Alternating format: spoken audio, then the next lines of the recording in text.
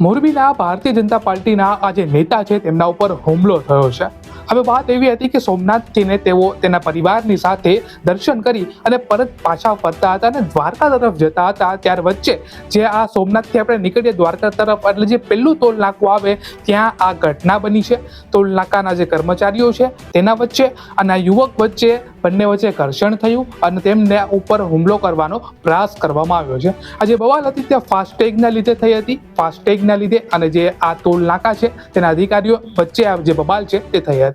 હવે થયું એવું કે જે તેઓ છે તે પસાર થતા હતા ટોલ નાકાની આસપાસથી ને ટોલ નાકાની નજીક તેઓ આવે છે અને જ્યારે ટોલ નાકા ઉપર તેની ગાડી એકદમ પાસે આવી જાય છે ત્યારબાદ થોડીક વારમાં પાછળથી એક એમ્બ્યુલન્સ આવે છે। એમ્બ્યુલન્સ આવે એટલે યુવક જે છે એ શું કરે છે કે એની ગાડી જે છે એ સાઈડમાં લેવાની કોશિશ કરે છે।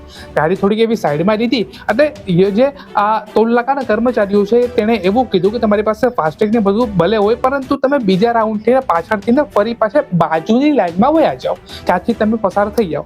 પરંતુ તે પાછળ ના લઈ શકે કેમ કે તેની પાછળ 5 થી 6 ગાડીઓ હોય છે એટલે રિવર્સ ના કરી શકે। જો રિવર્સ કરવું હોય તો 5 કે 6 ગાડીઓ છે તેને બધાને જ રિવર્સ કરવું પડે છે અને તેથી જ બબાલ જે છે આ થઈ અને જે આ મોરબીના જે આ ભારતીય જનતા પાર્ટીના જે નેતા છે તેમના ઉપર હુમલો કરવામાં આવ્યો છે।